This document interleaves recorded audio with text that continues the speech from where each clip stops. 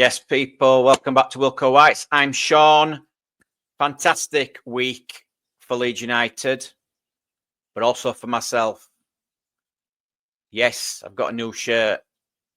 And as you can see, you probably might make it out. Signed by the man himself, Howard Wilkinson. This guy here, O'Reilly's Autographs.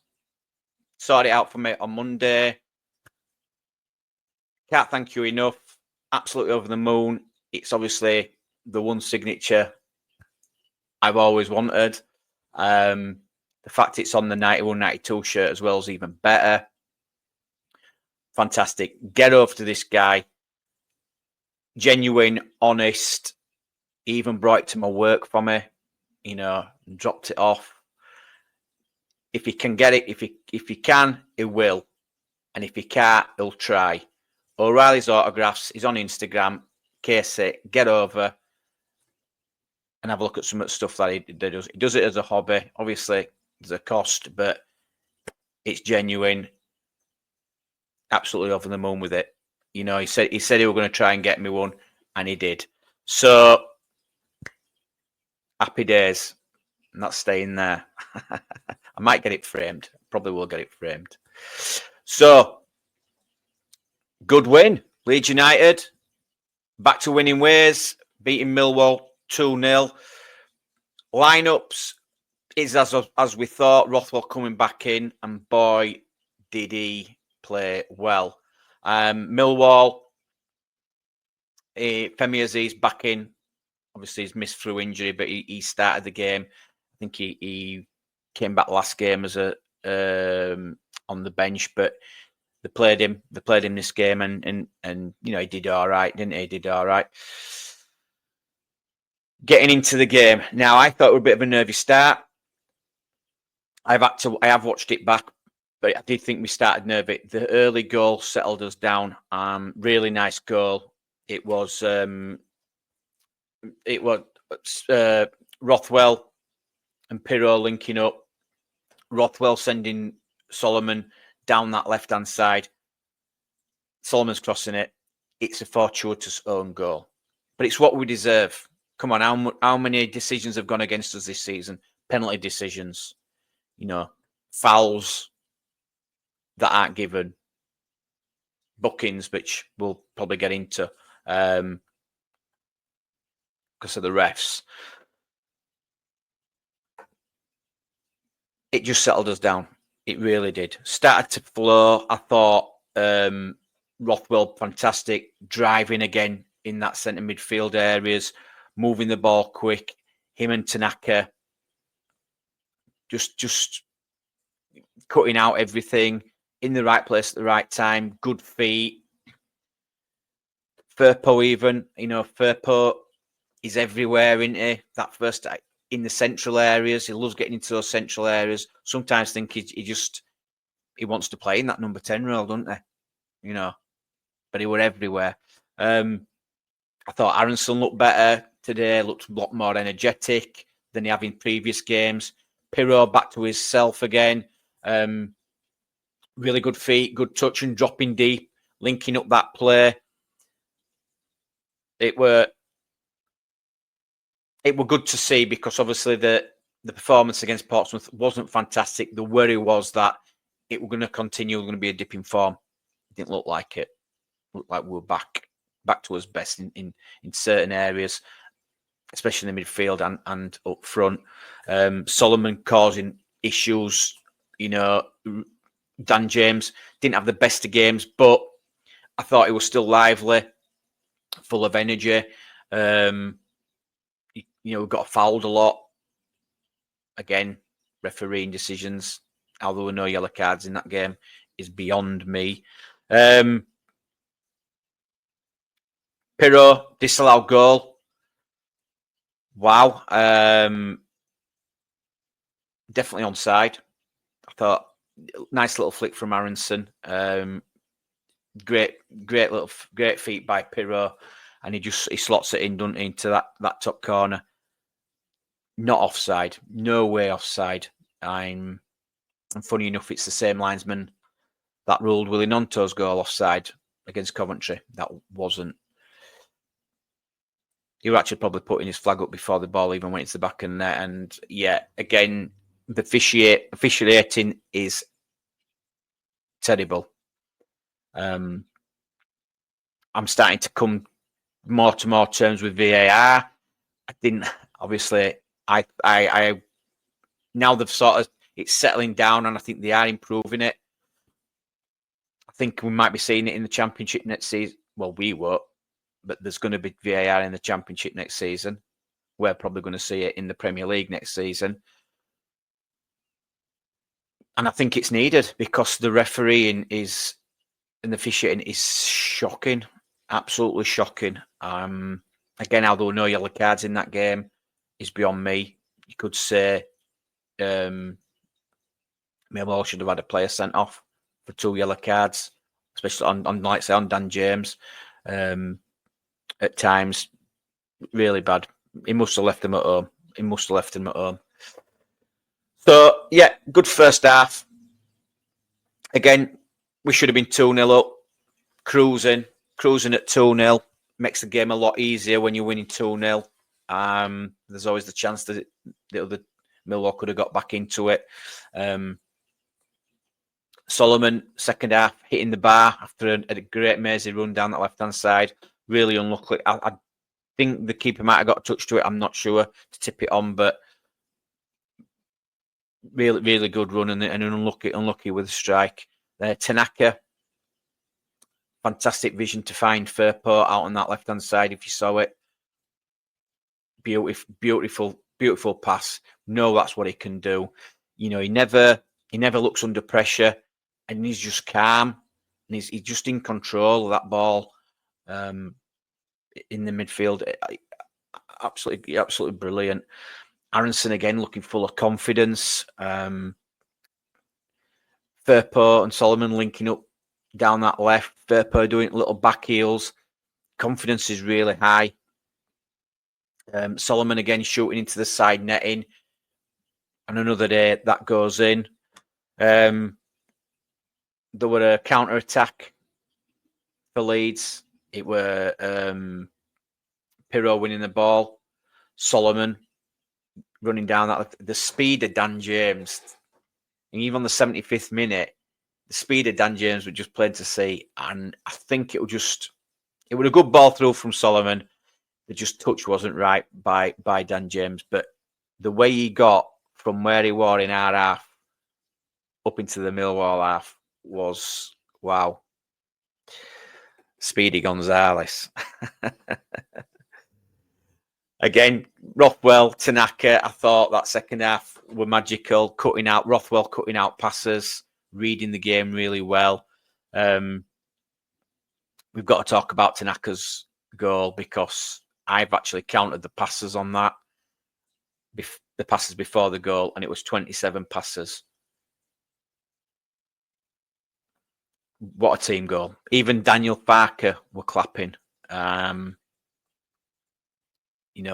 pulling it back. I think you were actually trying to pull it back to Solomon after the build-up, but he sort of misplaced the pass. But Tanaka's there, running in, and what a fantastic finish into that corner.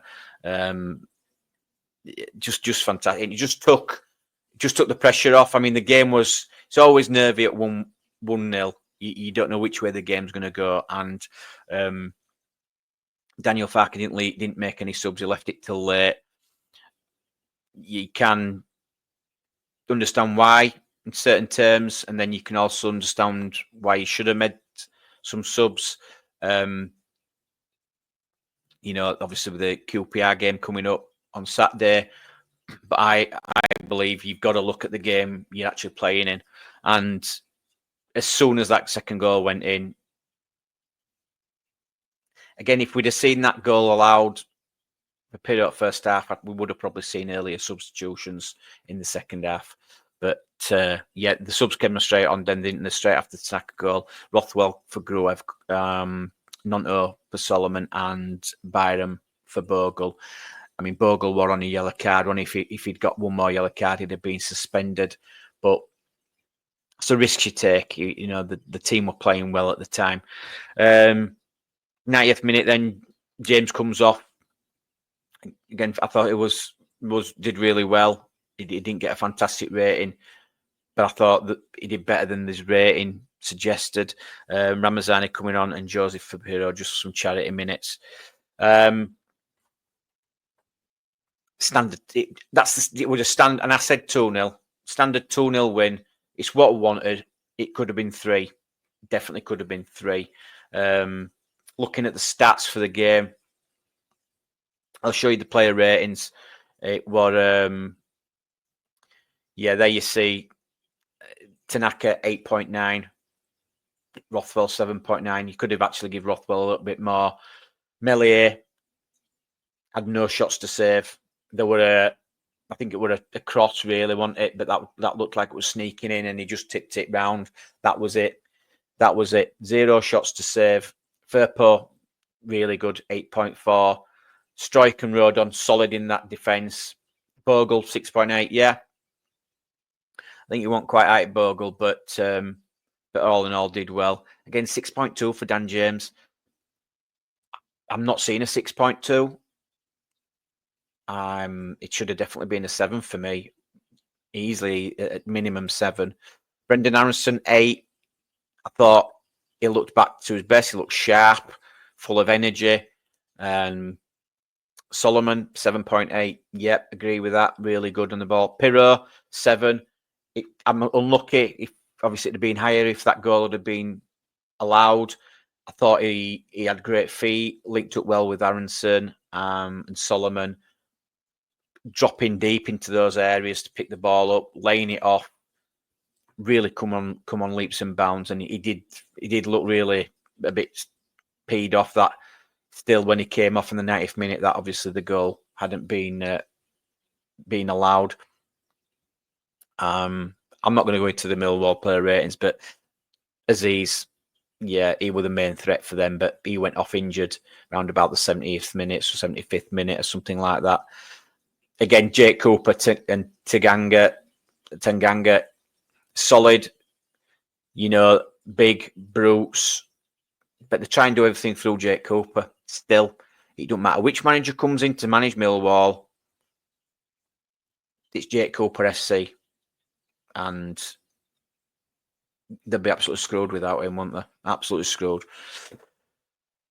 So looking at the possession, 61% possession for Leeds United, 39% for Millwall. We had a total of 18 shots, only 2 shots on target. Accurate passes, we had 438 accurate passes. 4 corners to Millwall's 3. And fouls committed, 12 fouls committed by Millwall, 7 by us. Again, Millwall should have had at least a few yellow cards, maybe 1 red card for consistent fouling. Looking at the shots in depth, so I said 18 shots to Millwall's 4, 8 shots off target by Leeds, 2 shots on target, 8 blocked shots, 1 hitting the woodwork, which was Solomon, 14 shots from inside their penalty box, and 4 shots outside. Millwall registering 3 shots off target, not 1 shot on target. Poor. Passes, there we go. I mean, passes, 530 passes from Leeds in that game. Like I said, 438 accurate passes, 235 in Millwall's half. So we really did peg them back. The stat there, 97 passes in our half by Millwall is again poor. Defensively, I like to look at the defensive stats. Yeah, Millwall did win a few tackles, 14 tackles they won, 70% of their tackles. But we made a lot of interceptions. Again, Rothwell, Tanaka in that midfield, just reading the game, reading the ball. Millwall, we had massive 38 clearances. And again, what I noticed when we were putting the ball in, especially Solomon, who were always trying to aim to the back post or the front post, never really centrally, because obviously that's where the strengths are in in Cooper and Taganga.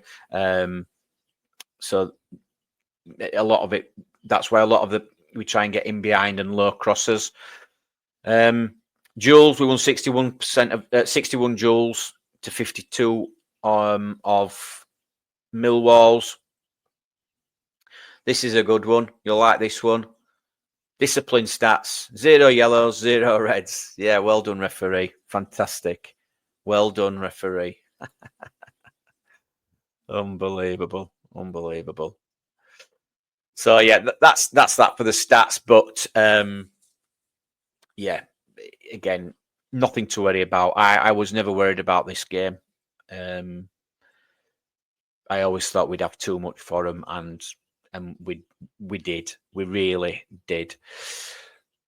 So we're going to move on to the QPR game. Before I do, though, please like and subscribe. It would mean a lot to me and the channel. If you could, that would be fantastic. But first, I want to touch on a bit on the press conference. Not too much into depth. It talked about, obviously, it's a quick turnaround. It's a few ice baths, I suppose, for some players. Like Rothwell. Going to be interesting lineup. He was asked about player loads. He's obviously advised, on fitness of players and things like that. I like that he said. He doesn't always agree, and he'll obviously make his own decisions. Yeah, agree. Now I know, we ask. Some players did ask for squad rotation for the Millwall game, and he didn't. With only Rothwell coming in, justified really because of the win. We've got to look at it game by game. Worry about the next game once we've got the other game out of the way. It's vital we're picking up these points, and I think it's getting down to the final stages of the season, and they're very important each game. It's hard to look past the next game. Sorry. So he's going to make late calls on players. Obviously, a lot of football being played over this past week. Like three games, 6 or 7 days, 6 days. But we've got to remember we've got a nice break after QPR. We have got players who can come in non-turn Ramazani. I personally don't think it would change anything. I think he'll try and keep the momentum going. But we'll see. We have got players who can come in if needed. So it's not a worry. Looking at QPR now, they're sitting 14th in the Championship, won 11, drawn 11, lost 15, scoring 42 goals but conceding 48. The form, they've lost 1 in the last 5 games, losing away at Middlesbrough, losing away at West Brom, Sheffield United beating them at home, and Portsmouth beating QPR at home. The home form is not fantastic. They've won 7 all season at home, drawing 5 and losing 6, conceding 24 goals, scoring 27. They have injuries, and they have quite a few injuries. Now, the big one is Ilias Chair. He picked up an injury in the last game and is very doubtful. It's a hamstring injury, very, very doubtful that he'll play against Leeds United. I think he will be out. Harvey Vale's also injured. Jack Clark-Salter is injured. Jonathan Varane, which is another big miss for him, central midfielder, out. Ryan Kohler is out. And Sam Field, we know, obviously Sam Field. And the striker, Zan Sella, is out. For us, obviously, Ampadu, Voba, Bamford. Hopefully, but Ampadu, it's looking good. He will be back after the international break, which is quality. They're head-to-head. QPR have 7 wins against Leeds, drawn 3, but Leeds have 8 wins. We obviously know we did beat QPR back in, I think it was November. Just take a look at that. I think it was November. Yeah. We beat them 2-0, goals from Bogle and Pirot. Again, I know it were at home, but we dominated that game, nearly 70% possession in that game. And they actually had a good team out. You know, they've got some of the 3 players in that team, Stella, Varane and Field, who will be missing from that game back in November. Yeah. And I know it were at home, and it's going to be difficult.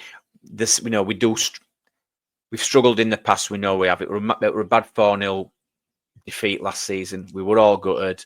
You know, I was sat watching it with a lot of my friends, and it was so disappointing to see, really. What, but I don't think that's going to happen tomorrow. I really don't. Looking at the squad for QPR now, like I said, they've got a lot of injuries, but going through the stats, the striker, Michael Frey, he's got 7 goals, 1 assist. They've got a Japanese player, obviously. Tanaka will probably know him. Koki Sato, he's got 3 assists and 2 goals. Ilias Chair, who is out, which has made a big mess, 6 assists, 2 goals. They also have a Korean player, who, what's he called? Yok Yang, right name is that. Jack Colback in that centre midfield, Kieran Morgan, and then they have the experienced Steve Cook and Ronnie Edwards, central defenders. Good left back in Kenneth Paul. I think it's Paul or Pal. He's got 4 assists and 1 goal. And also Jimmy Dunn on that right-hand side. Been a good player for him this season. Highest rated player. Got 5 goals and 2 assists is Jimmy Dunn from right back. Now, I looked at the last game, and it's evidence to see they do have a lot of possession. Don't have a lot of touches in the opposition's area. It's a lot of the passes are in their own half. Not a lot of forward passes. The defence have a lot of ball. The goalkeeper doesn't kick long. So I think they're going to try and build from the back, which will suit us. I said it's about every team, don't I? It'll suit us. I mean, the last game against Middlesbrough, QPR amassed 512 passes in that game. Very accurate with the passing as well, 86% passing accuracy. But again, nearly 300 passes in their own half. Not a lot of passes in the opposition half. So I think maybe then they're just sitting back, pass it about, maybe try and find the spaces in behind, try and pull teams onto them to catch us on the break. It's not going to happen. It really ain't going to happen, I don't think. I'm not worried about QPR. Looking at the games, they're in bad form, the way they play. I'm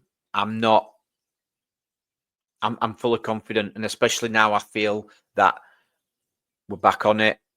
We played really well against Millwall. I thought we moved the ball really well. We've got to continue that. I'd like to see Rothwell starting against QPR. I think he's key now for me for the rest of the season. If he needs ice baths, get him in the ice baths. Not bothered. He's got to be key with him and Tanaka. I know Gruev's available and he'll be fit. But I think we can really pile the pressure on QPR tomorrow. I mean, 2 points now. We are in front of Sheffield United. They slipped up, didn't they? And Burnley slipped up on Tuesday, dropping points. The pressure's on them. They've not got easy games. Sheffield United's got Sheffield Wednesday to play, which is never easy. The Sheffield Derby. Then they've got each other to play. That's coming up. They're going to drop points, maybe just as much as we are. But I think we've got too much. I do. And Sheffield United, they're not a fantastic footballing team. They're not like we are. Yeah, we've got strength in depth. I don't think Farke doesn't like to change a winning side very much. So this is why I can't see much rotation. Have the players that have played this week got another 90 minutes in them? Possibly. With the fittest side in the league. And they're going to get a nice break, a nice long 2-week break. Aronson's not going away on international duty, he's not been called up, which is fantastic. He's going to get a couple of week break that's needed, or some, only training. Obviously, some of the Welsh lads are going. We know that, but apart from that, most of the players are going to be, fit and available. I don't know if Tanaka's away. I haven't looked into that. But the fact Aronson's having a break is good. I just hope that whoever goes away on international don't come back injured. That's the worry. But I'm confident. I've no worries. I don't think it's going to be a repeat of last season. Let's not worry. We're a different team. So QPR now, they've got a lot of injuries. I think we're back on it. We had this blip against Portsmouth, and that was the worry. We came out, we won his game against Millwall. Every game now, we've just got to take it game by game. Let's not look too far ahead to other games. You just keep picking them points up, and hopefully Sheffield United and Burnley is going to drop more points, which I think they will. And we can then obviously try and pull away, which is what we want. We play first tomorrow, which could be psychologically good. We could then be 5-point lead over Sheffield United. What would it be? What would that be? Would it be 7-point lead over? Yep, so it'd be 7-point lead over Burnley as well. So again, that'd be psychologically fantastic. The pressure's on them. The pressure's on the other teams. We talked about pressure on us, mentality. I can start asking questions about the other teams. Can Sheffield United handle the pressure? Can Burnley handle the pressure? The way that, Burnley were all kicking off after their game. They're losing it a bit. Parker getting sent off. I see their defenders cards being overturned. Is it Riley or something like that? The defender that had been Leeds United, would it have been overturned? Brings into question, doesn't it? You talk about conspiracies and things like that against Leeds United. We've seen this before, i.e. decisions going against us, penalty decisions, offsides, lack of cards. Interesting fact, that's the second game in a row that a card has not been shown at Ellen Road by any officials. Millwall definitely deserved to have some yellow cards thrown at them. Definitely. Just want to say well done to the Millwall fans, all 389 years, something like that. Well done. Well done for turning up. Sorry for rest of fans that couldn't be bothered to come and support the team. So that's it for me. Late night Leeds tonight. Looking forward to it with Matty from Imagine Not Being Leeds and Adam. It's going to be an interesting one. I will see you over there. Please like and subscribe, and I will speak to you soon. Leeds.